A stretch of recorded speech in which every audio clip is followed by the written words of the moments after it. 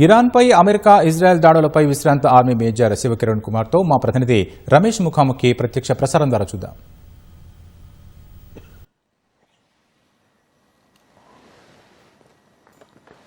Iran Israel మధ్య జరుగుతున్న యుద్ధంలో ఇరాన్ అధ్యక్షుడు ఖమేనీ మృతి చెందినట్లు కూడా అధికారికంగా ఆ దేశకు సంబంధించి కూడా అధికార మీడియా అయితే వెల్లడించడం జరిగింది. అసలు ఈ యుద్ధం జరిగిన నేపథ్యంలో ప్రపంచవ్యాప్తంగా ఎలాంటి ప్రభావం చూపుతుంది, తర్వాత దీనికి సంబంధించి కూడా ఇరాన్ మరి రాబోయే రోజుల్లో ఎలాంటి చర్యలకు దిగుతుంది అనేటువంటి పలు అంశాలతో మనతో మాట్లాడడానికి విశ్రాంతి ఆర్మీ మేజర్ శివకిరణ్ గారు మనతో ఉన్నారు. వారిని అడిగి మరిన్నో తెలుసుకుందాం. సార్ నమస్కారం. సార్ నమస్తే. సార్ అంటే మనం చూస్తున్నాం 2 రోజుల నుంచి కూడా ఇరాన్ ఇజ్రాయెల్కి సంబంధించి జరుగుతున్న యుద్ధం ప్రపంచవ్యాప్తంగా ఎలాంటి ప్రభావం చూపే అవకాశాలు ఉన్నాయి? నమస్తే అండి, జై హింద్. అయితే మీరు అన్నట్టు ఈ ఇరాన్ ఇజ్రాయెల్ అమెరికా కలిసిన ఏదైతే యుద్ధ వాతావరణం అక్కడ నెలకొల్పిందో ఇది మిడిల్ ఈస్ట్లోనే కిందకి నుంచి అనుకోవద్దు, వరల్డ్ వైడ్ దీని ఇంపాక్ట్ ఉంటుంది. అయితే ఇది నిన్న మొన్న అయిన విషయం కాదు, దీనికి బిల్డప్ లాస్ట్ ఎన్నో దగ్గర ఒక 10-12 years నుంచి అవుతుంది. అయితే మెయిన్ కారణం దీంట్లో ఏముందంటే ఇరాన్ న్యూక్లియర్ ఎబిలిటీ, అంటే ఇరాన్లో న్యూక్లియర్ సామర్థ్యం పెంచుకుంటుంది కాబట్టి దానిని కంట్రోల్లో పెట్టుకోవాలని చెప్పేసి అమెరికన్ ఫోర్సెస్ ఇన్వాల్వ్ అయినాయి. అయితే ఒక బైడెన్ ఇంకా వేరే గవర్నమెంట్ ఉన్నప్పుడు ఇరాన్తో మాట్లాడేసి ఇరాన్ న్యూక్లియర్ ప్రోగ్రామ్ 6% వరకు వాళ్ళు వాడుకోవచ్చు for that peaceful purposes, power generation కోసం అనుకున్నారు. కానీ ట్రంప్ ఫస్ట్ టైం పవర్లోకి వచ్చినప్పుడు ఇరాన్ న్యూక్లియర్ ఫెసిలిటీస్ ఇన్స్పెక్ట్ చేసి ఇరాన్ 6% దాటిపోతున్నట్టు తెలియడం జరిగింది. దాంతో కొంచెం అగ్రెసివ్గా వాళ్ళని కండక్ట్ చేయడం జరుగుతుంది. కానీ తర్వాత కూడా ఏమైందంటే లాస్ట్ ఇయర్ జూన్లో కూడా దాని ముందు కూడా ఇరాన్ ఇజ్రాయెల్లో అయిన అయితే హెజ్బుల్లా ఇంకా హౌతీ వేరే ఏవైతే టెర్రరిస్ట్ ఎలిమెంట్స్ ఉన్నాయో వీటికి సపోర్ట్ ఇవ్వడం జరిగింది. ఆ సపోర్ట్ చూసి ఇజ్రాయెల్ అమెరికా ఒక దగ్గర అయ్యి దానికి కూడా అగేన్స్ట్గా చేయడం జరిగింది. పోయినసారి last year around October November international atomic energy commission inspection కోసం వెళ్తే కూడా వాళ్ళని రానియలేదు. కాబట్టి ఇవన్నీ చూస్తుంటే అక్కడ మిడిల్ ఈస్ట్ ఏషియాలో ఒక న్యూక్లియర్ పవర్ ఎమర్జ్ అవుతుందని చెప్పేసి అమెరికా యాక్షన్ అంటే ఈ అణచివేయాలన్నట్టు దాని ధోరణితో ఇక్కడ ఒక వాతావరణం నెలకొల్పాలని అనిపిస్తుంది. అదొక ఇష్యూ అనిపిస్తుంది ఇప్పుడు. సార్ అంటే ఇరాన్ సుప్రీం లీడర్ ఎవరైతే ఖమేనీ మృతి చెందడం జరిగిందో ఆ దేశానికి సంబంధించి సైనికులు బలహీనపరిచే అవకాశం ఉందా, లేదనుకో ప్రతీకారం చర్యకు సంబంధించి కూడా పెంచే అవకాశం ఏమైనా ఉంటుందా సార్? ఇప్పుడు ఇక్కడ ఇరాన్ సుప్రీం లీడర్ ఎవరైతే అన్నారు మీరు ఖమేనీ అని ఎలిమినేట్ చేయడం జరిగింది.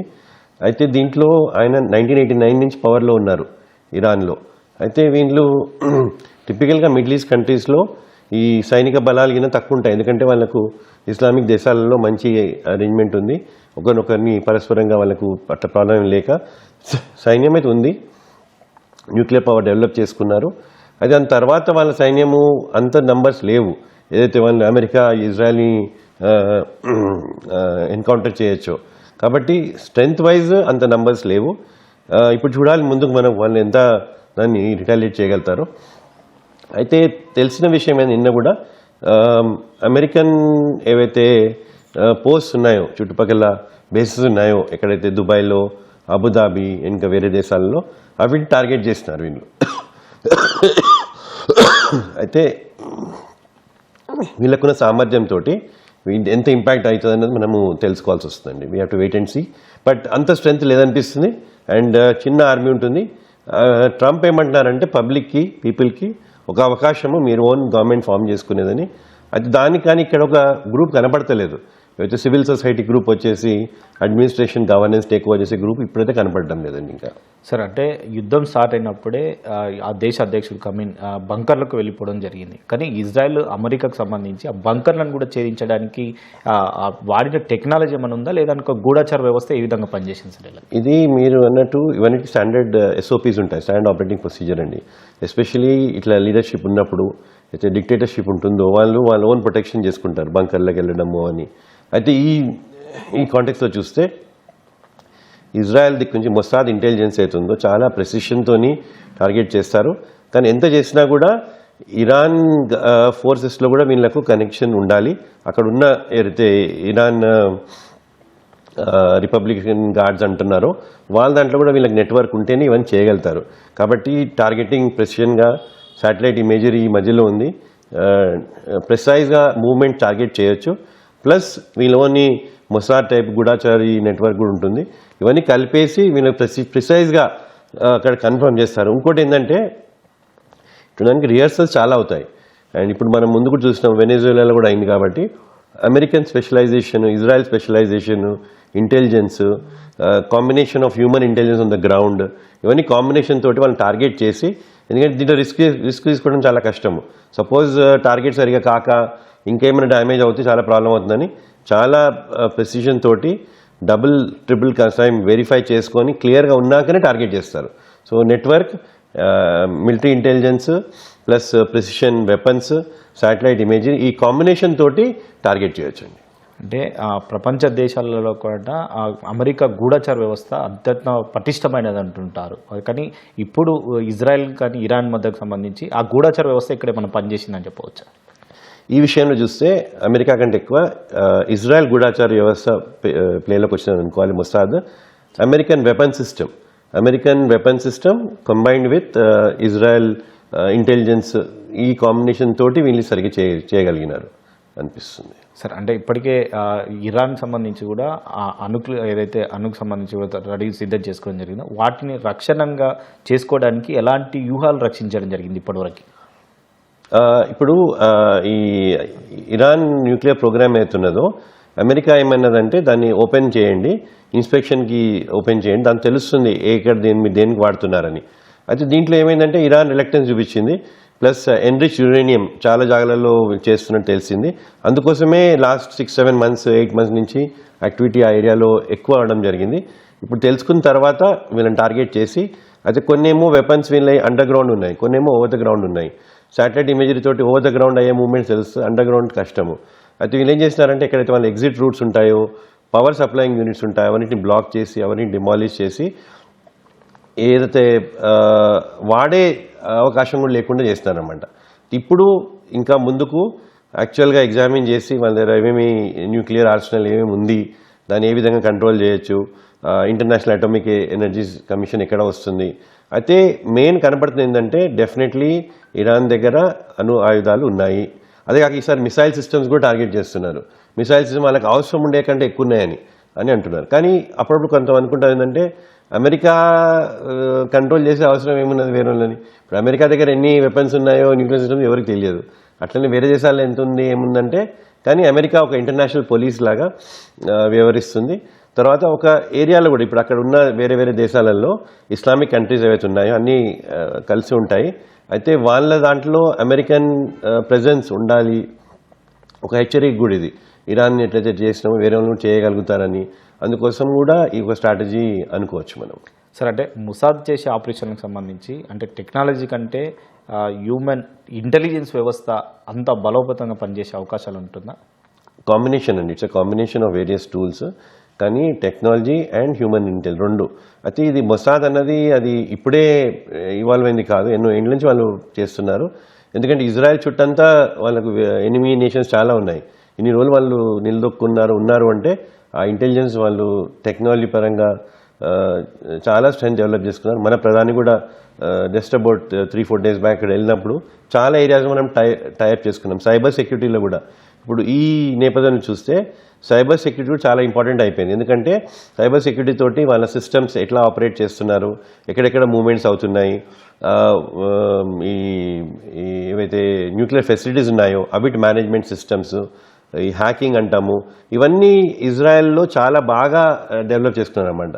దాంతో డెఫినెట్లీ వాళ్ళకి అడ్వాంటేజ్ ఉంది. అండ్ దాంట్లో వాళ్ళు చాలా R&D చేయడం జరిగింది. అండ్ అవసరం కాబట్టి ఇన్వెస్ట్ చేస్తున్నారు. అది వాళ్ళు ఇప్పుడు దాన్ని ఉపయోగిస్తున్నారు. అంటే రాబోయే రోజుల్లో యుద్ధం అంటే కేవలం తుపాకీలతో కాకుండా సైబర్ అటాక్స్, తర్వాత డ్రోన్ల ద్వారా జరుగుతుంది. తర్వాత వాటి నుంచి అంటే అప్పుడు అంటే ఈ ప్రస్తుతం ఉన్న దేశ అధ్యక్షుల రక్షణ ఏ విధంగా ఉండబోతుంది సార్? ఇది మారుతున్న టెక్నాలజీ పరంగా అయితే ఆర్టిఫిషియల్ ఇంటెలిజెన్స్, మీరు సైబర్ అటాక్స్ ఇవన్నీ ముందుకు ఇంకా ఇవాల్వ్ అవుతాయి. అయితే ఒక గవర్నెన్స్ మెకానిజంలో దేశ అయితే లీడర్షిప్ ఉంటుందో వాళ్ళు సెక్యూర్ చేసుకుంటారు. అయితే ఇక్కడ ఈ సిచ్యువేషన్లో ఏమైందంటే టిపికల్గా ఒక డిక్టేటర్ టైప్ రూల్ ఉంది కాబట్టి పబ్లిక్ సపోర్ట్ కూడా లేకుండా వీళ్ళు దాన్ని చేయగలిగినారు. వేరే దేశాలలో దాన్ని ఆ ప్రకారంగా ఇంప్లిమెంట్ చేయడము కష్టం కావచ్చు, కానీ ఎవరి జాగ్రత్తలో వాళ్ళు ఉండడం చాలా మంచిది. And different countries different technologies వాడుతున్నాయి.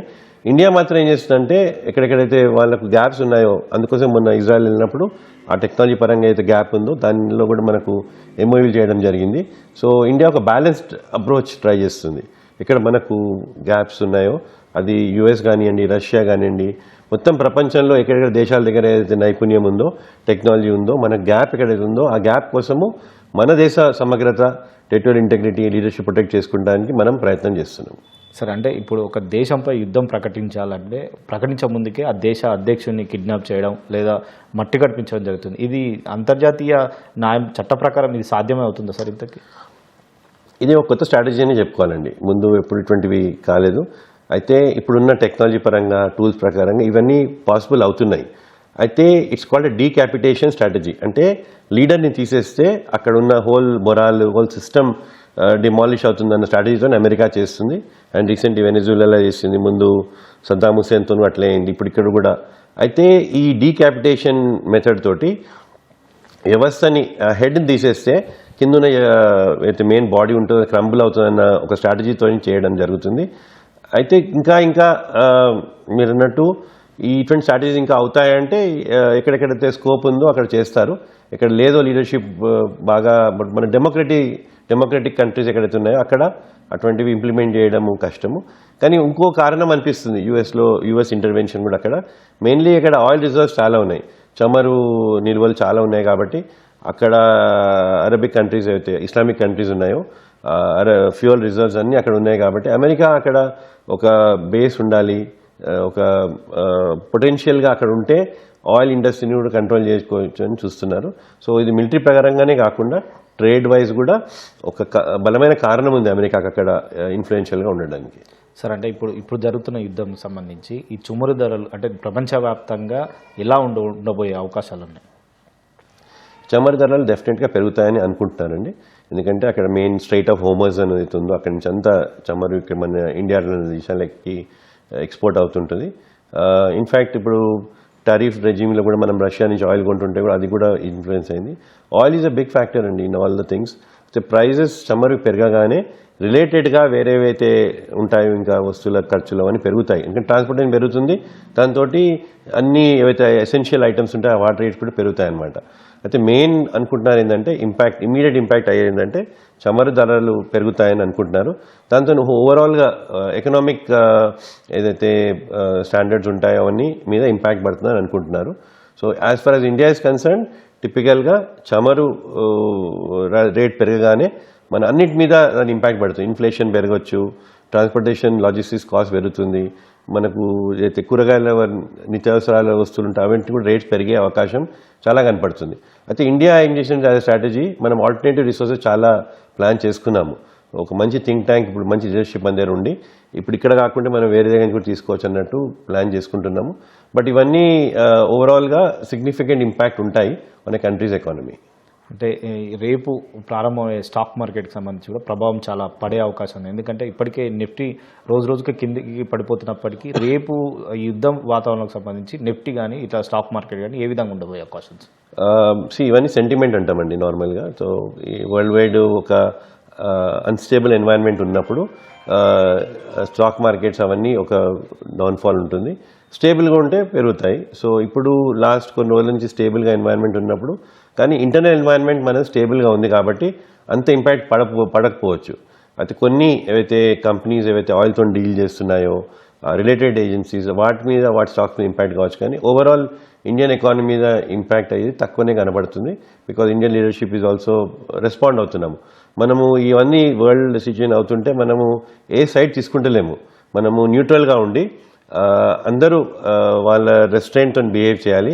And territorial integrity, దేశ సమగ్రత ప్రొటెక్ట్ చేసుకోవాలని చెప్పి ఒక మెసేజ్ ఇవ్వడం జరిగింది. సిమిలర్లీ రష్యా కూడా, బ్రిక్స్ కంట్రీస్ ఏవైతే ఉన్నాయో అన్నీ ఇటువంటివి. అయితే ఒక సర్ప్రైజింగ్ థింగ్ ఏంటంటే మన ప్రధానమంత్రి ఒక జస్ట్ 3-4 days ఇజ్రాయెల్ ఉండొచ్చిన కాగానే ఇది అవ్వడం జరిగింది. అంటే దీని ఇండికేషన్స్ ఆల్రెడీ నాకు ఉండేనా అన్నట్టు కూడా మనకు. అయితే ఇండియా కూడా ఒక రోల్ ప్లే చేస్తుంది అనమాట ఇన్ బ్రింగింగ్ అబౌట్ సర్టన్ ఇప్పుడు డెమోక్రటిక్ నార్మ్స్ రివైవ్ చేయడానికి, లీడర్షిప్ డిక్టేటర్షిప్ ఉందో అవన్నీ కంట్రోల్ చేయడానికి. సో ఒక ప్రపంచ లెవెల్లో ఇండియాకు ఒక రోల్ కనబడుతుంది. కానీ ఇంకోటి ఏంటంటే ఒక దిక్కు ఈ సోమవారం నుంచి పీస్ డిస్కషన్స్ అయ్యేది ఉండేది ఇదే సబ్జెక్ట్ మీద. కానీ దాని ముందే వీళ్ళు ఇట్లా చేయడము కొంచెం డిసప్పాయింటింగ్గా ఉందన్నట్టు చాలామంది ఎక్స్పర్ట్స్ చెప్తున్నారండి. సార్, అంటే తాజాగా జరుగుతున్న పరిణామాలు చూస్తా ఇటు ఇరాన్, ఇజ్రాయెల్, అమెరికా కానీ మన భారతదేశం వ్యవస్థకు సంబంధించి కూడా ఎలా భద్రపరచుకునే కానీ గూఢచార వ్యవస్థ కానీ ఎలా ముందుకు వెళ్ళే అవకాశం ఉంటుంది సార్? నార్మల్లీ మన దేశం ఇప్పుడు అడ్వైజరీ కూడా ఇవ్వడం జరిగిందండి. అయితే అక్కడ చుట్టుపక్కల మిడిల్ ఈస్ట్లో ఉన్న దేశాలలో ట్రావెల్ అవాయిడ్ చేయడము అని చెప్తున్నారు.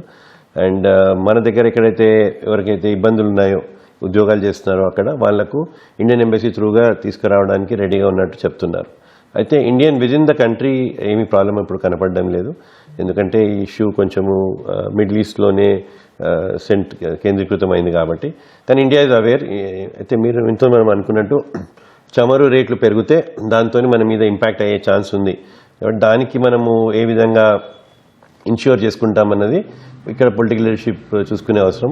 కానీ ఇది చాలా పొడవుగా కాదనిపిస్తుంది. షార్ట్ టర్మ్లోనే ఇదేదో సెటిల్మెంట్ అవుతుంది.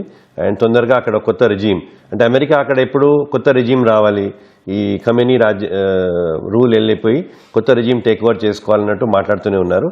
ఆ రెజీమ్ వస్తే ఇండైరెక్ట్గా అమెరికా కంట్రోల్ చేస్తే కొంచెం స్టేబుల్ అవుతుంది అనిపిస్తుంది.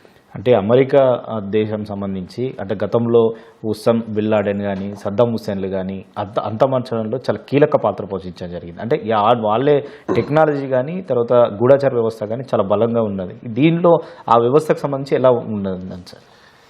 వ్యవస్థ కంటే ఇంపార్టెంట్ ఒకటి ఏమనిపిస్తుంది అంటే అమెరికాలో మీరు అన్నట్టు ఇప్పుడు ఉస్సామా బిన్ లాదెన్ అప్పుడు 26/11 అయినప్పుడు ఎంతోమంది చనిపోయినారు. అమెరికాలో ఏమైతుందంటే వాళ్ళ ఒక్క పౌరుడు కూడా చనిపోతే వాళ్ళు దాన్ని వదిలిపెట్టరు, దాన్ని ఒక లాజికల్ కన్క్లూజన్ దగ్గర తీసుకెళ్తారు. అయితే ఉస్సామా బిన్ లాదెన్ గురించి కూడా చాలా రోజులు ట్రాక్ చేసి వాళ్ళు కనుక్కొని ఎక్కడున్నాడో అది చేయడం జరిగింది. అయితే ఒకటేమో టెక్నాలజీ, ఇంకోటి దిక్కేమో commitment as a nation stronger ఉంది. అండ్ వాళ్ళు ఏంటంటే ఏమైనా అట్లా అవుతే ఎంత రిసోర్స్ అయినా పెడతారు దానికి డెవలప్ చేయడానికి, ట్రాక్ చేయడానికి. అయితే ఇక్కడ ఒక నేషనల్ స్పిరిట్ ఉంది, టెక్నాలజీ సపోర్టింగ్ ఉంది, లీడర్షిప్ కూడా. అక్రాస్ పొలిటికల్ ర్యాంక్స్ వాళ్ళు ఏం చేస్తారంటే అమెరికాని ఎవరైనా హర్ట్ చేస్తే వాళ్ళు ఎంబడించి దాన్ని ఒక లాజికల్ ఎండ్ తీసుకొస్తారు. మీరు చెప్పినట్టు Osama bin Laden, Saddam Hussein, different ఏదైతే ఉన్నారో వాళ్ళని టార్గెట్ చేసి ప్రిసైజ్గా. అయితే దీనికి మీరు అన్నట్టు ఒక హైలీ డెవలప్డ్ స్కిల్ చాలా అవసరము, ఇంటెలిజెన్స్ స్కిల్ అవసరము, నెట్వర్క్ అవసరము. అయితే ఆ స్ట్రాటజీలో America is way head in చాలాసార్లు, అంటే వేరే దేశాల కంటే. అండ్ సూపర్ పవర్ కూడా కాబట్టి economy wise also they are able to invest such resources. కానీ ఒక లీడర్షిప్ దిక్కు నుంచి ఒక కమిట్మెంట్ కనపడుతుంది. అమెరికాని ఎవరైనా ఏమన్నా నష్టం చేస్తే వాళ్ళు ఎంబడబడి వాళ్ళని మట్టి కల్పించేంత వరకు ఊరుకోరని. సో ఇదే స్ట్రాటజీ. ఇంకోటి ప్రియంటివ్ కూడా, ఒకటేమో అయినాక ఇంకోటేమో అయ్యే ముందు కూడా. అప్పుడప్పుడు ఏంటంటే internationally America leadership role play చేసుకుంటూ ఒక స్టేబుల్ ఎన్వైరన్మెంట్ క్రియేట్ చేయడానికి ప్రయత్నం చేస్తుంది. ఇప్పుడు ట్రంప్ విధానాలు వేరే విధంగా ఉండొచ్చు, కానీ ఓవరాల్గా ఎక్కడైతే కొంచెము రోగ్ కంట్రీస్ ఉన్నాయో విచ్ ఈ న్యూక్లియర్ నేషన్ అయిపోయి దాన్ని దురుపయోగం చేసే స్కోప్ ఎక్కడైతే ఉన్నదో అక్కడ దాన్ని కంట్రోల్ చేయడానికి ఇది అవసరమేమో అని అనిపిస్తుంది. సరే, అంటే ఇరాన్ ఇప్పటికే వాళ్ళ అధ్యక్షుడిని కోల్పోవడం జరిగింది. ఖచ్చితంగా రాబోయే రోజుల్లో మేము ప్రతీకారం తీర్చుకుంటాం, ఇంతకు డబ్బులు తీస్తామని చెప్పి కూడా ఇందాక తాజాగా ఒక స్టేట్మెంట్ అయితే ఇవ్వడం జరిగింది. అంటే అంతవరకు సాధ్యం అవుతుందా సార్ ఇరాన్కి ఉన్న సైనికం కానీ అక్కడున్న బలాలకు సంబంధించి? ఒక నేషనల్ లీడర్ కోల్పోయినప్పుడు, అది కూడా ఎన్నో ఏళ్ళ నుంచి రూల్ చేసినప్పుడు అటువంటి స్టేట్మెంట్స్ రావడం సహజమే. కానీ ఇరాన్ దగ్గరికి అంత సామర్థ్యం లేదు టు రిటాలియేట్ చేయడము. అయితే ఇవన్నీ ఆపరేషన్స్ అవుతున్నప్పుడు కూడా ఆల్రెడీ వాళ్ళ ఎయిర్ డిఫెన్స్ మెకానిజము అవన్నింటినీ న్యూట్రలైజ్ చేయడం జరిగింది. అయితే ఇరాన్ దగ్గర అంత స్కోప్ ఏం లేదు అంటారు. కానీ అండ్ తొందరగా ఒక కొత్త గవర్నమెంట్ సిస్టమ్ వచ్చేసి దేశాన్ని అడ్మినిస్ట్రేషన్ గవర్నెన్స్ కంట్రోల్ చేస్తే ఇవన్నీ దీని గురించి మాట్లాడడం తక్కువైపోతుంది. ఎందుకంటే ఒక autocratic kind of dictatorship regime ఉన్నప్పుడు అంత దాని ఇంపాక్ట్ ఉండకపోవచ్చు అని అనిపిస్తుంది. Okay sir, thank you so much. Thank you, నమస్తే. ఇది తాజాగా జరుగుతున్న ఇరాన్ ఇజ్రాయెల్కి సంబంధించి యుద్ధంలో రాబోయే రోజుల్లో కూడా ప్రపంచవ్యాప్తంగా సంబంధించి కూడా కొన్ని మార్పులు జరిగే అవకాశం ఉంది. అది చమురు ధరల పైన కూడా ప్రభావం కూడా చూపే అవకాశం ఉందని చెప్పి కూడా విశ్రాంతి మేజర్ శివకిరణ్ గారు అయితే భావిస్తున్న పరిస్థితి. వీడియో జర్నలిస్ట్ పురుషోత్తంతో రమేష్, ఈటీవీ, హైదరాబాద్.